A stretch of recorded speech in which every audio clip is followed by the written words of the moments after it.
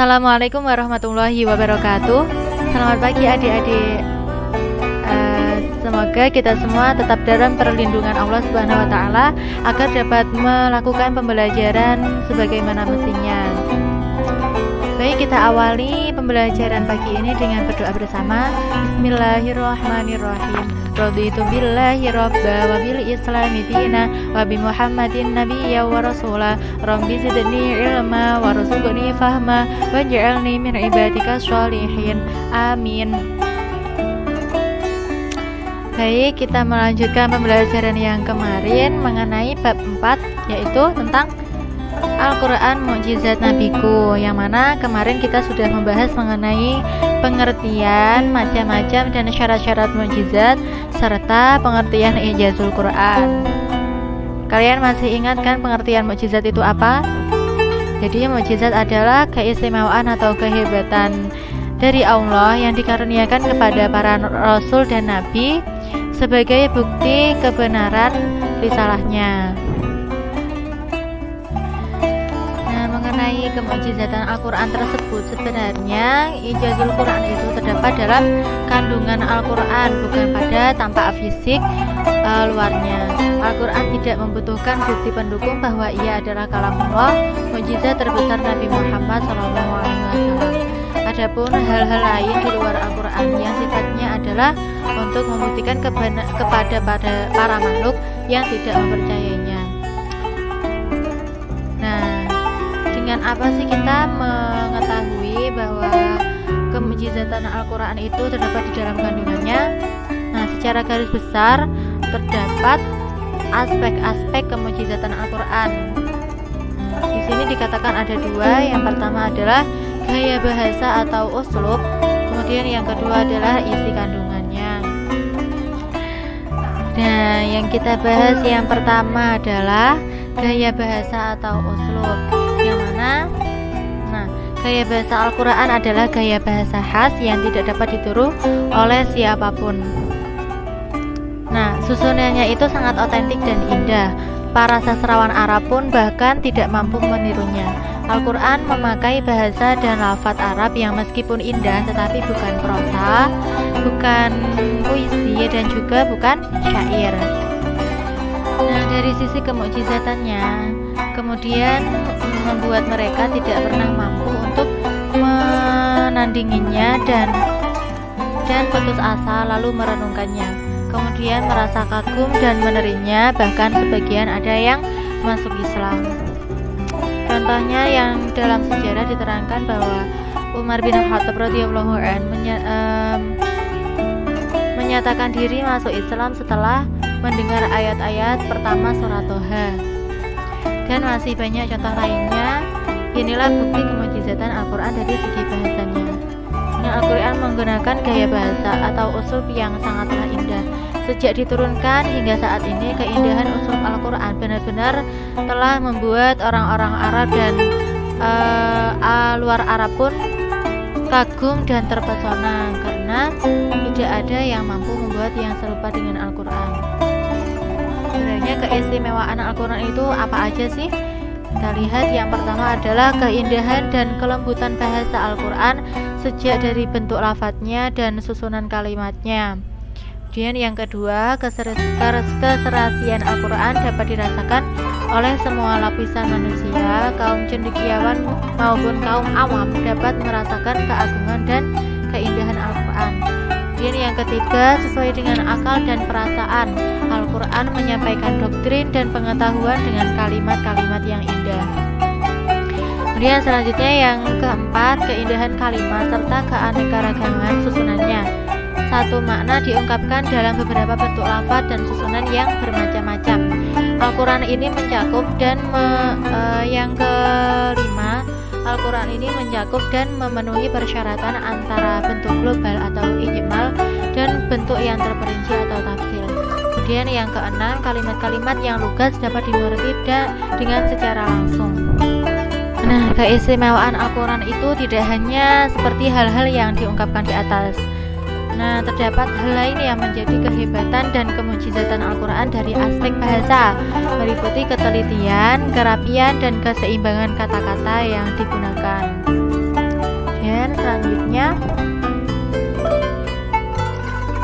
mengenai ketelitian pengungkapan kata-kata.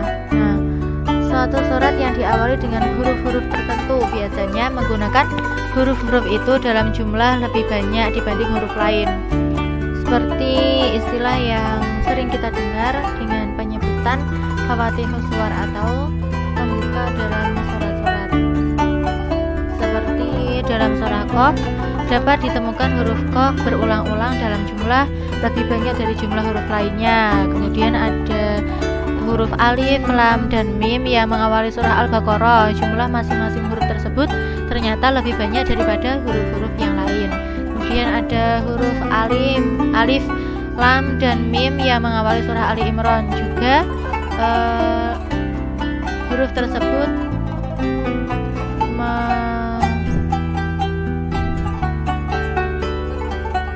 memiliki jumlah yang lebih banyak daripada huruf-huruf yang lain. Dan contoh-contoh lainnya.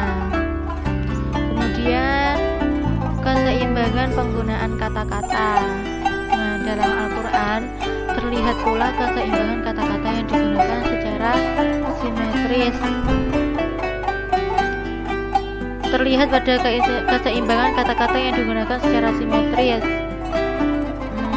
Misalnya al-hayah, kata al-hayah berjumlah 145 kali sama dengan kata al-maut yang berjumlah 145 kali, yang mana kata al-hayah dan al-maut tersebut merupakan perlawanan kata atau lawan kata.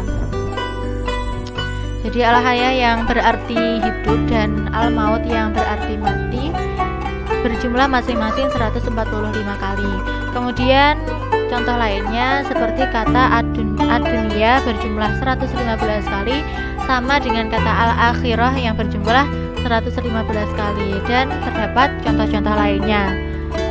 Kemudian terdapat misteri angka 19, yang mana angka 19 adalah angka istimewa dalam Al-Quran.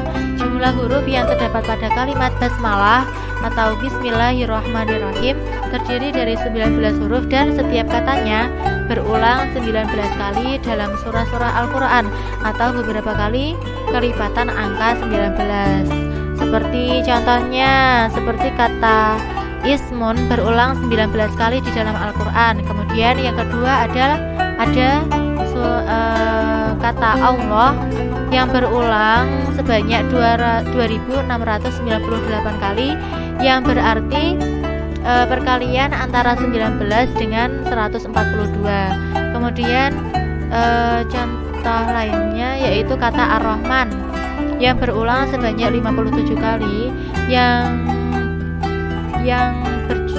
berjumlah 57 kali, yang merupakan perkalian antara angka 3 dengan 19. Kemudian kata Ar-Rahim yang berulang sebanyak 144 kali, yang mana perkalian dari angka 6 dengan 19. Kemudian untuk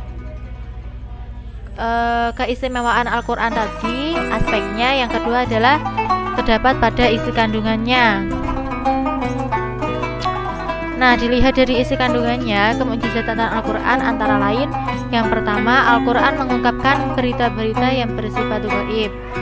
Hal-hal yang bersifat gaib yang diungkap dalam Al-Quran dapat dipilih menjadi dua. Yang pertama, berita tentang masa lalu seperti kisah Nabi Adam alaihi salam, Nabi Nuh alaihi salam, Nabi Ibrahim alaihi salam, dan Nabi Ismail alaihi salam, serta Nabi Musa alaihi salam dan kisah lain di masa lalu. Kemudian yang kedua, berita tentang peristiwa-peristiwa yang akan terjadi baik di dunia maupun di akhirat. Contohnya seperti kemenangan bangsa Romawi yang terdapat dalam Quran Surah Ar-Rum ayat 1-3. Ini mengalahkan bangsa Persia. Padahal ketika ayat ini diturunkan belum terjadi peperangan yang dimaksudkan, akan tetapi kebenaran berita itu terbukti 9 tahun kemudian.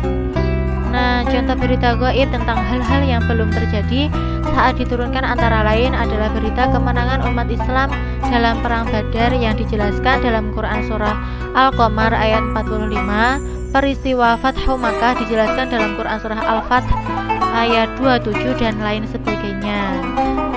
Kemudian ijazul ilmi, yakni kemujizatan ilmu pengetahuan. Al-Quran mengungkapkan isyarat-isyarat rumit terhadap suatu pengetahuan sebelum dunia ilmu pengetahuan itu sendiri sanggup menemukannya. Pengalaman-pengalaman ini membuktikan bahwa Al-Quran sama sekali tidak bertentangan dengan ilmu pengetahuan dan penemuan-penemuan baru yang didasarkan pada penelitian ilmiah.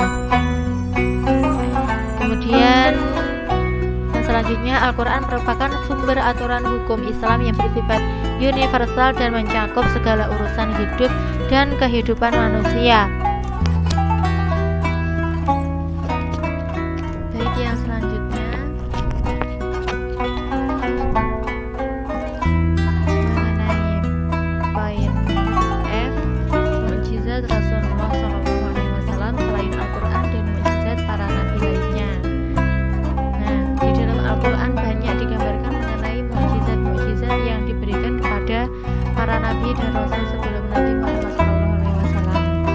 Nah, meskipun Al-Quran itu diturunkan kepada Rasulullah Nabi Muhammad SAW, akan tetapi di dalam kandungannya mengandung hal-hal yang sudah terjadi di masa lampau sebelum Al-Quran itu turun maupun di masa yang akan datang. Maka dari itu, mukjizat Al-Quran tersebut tidak hanya berisi mengenai hal-hal yang terjadinya itu sesudah Al-Quran turun, akan tetapi juga terkandung mukjizat-mukjizat yang diberikan kepada para nabi dan rasul sebelum Nabi Muhammad. Di antaranya yaitu yang pertama, mukjizat Nabi Nuh alaihissalam berupa kemampuan untuk membuat kapal yang sangat besar untuk menampung dan menyelamatkan kaum yang beriman dari banjir besar. Padahal saat itu sama sekali belum dikenal cara pembuatan kapal. Kemudian yang kedua, mukjizat Nabi Ibrahim alaihissalam berupa keistimewaan tidak hangus dibakar dalam api oleh Raja Namrud. Kemudian mukjizat Nabi Musa alaihissalam berupa tongkat yang dapat berubah menjadi ular besar untuk mengalahkan tukang-tukang sihir Fir'aun yang menyihir tali menjadi ular-ular kecil. Kemudian mukjizat Nabi Dawud alaihissalam adalah kemampuan untuk melunakkan besi dengan tangan kosong sehingga bisa dibentuk menjadi baju besi dan senjata untuk dapat mengalahkan Raja Jalut. Kemudian mukjizat Nabi Sulaiman alaihissalam berupa kemampuan untuk mendengar dan memahami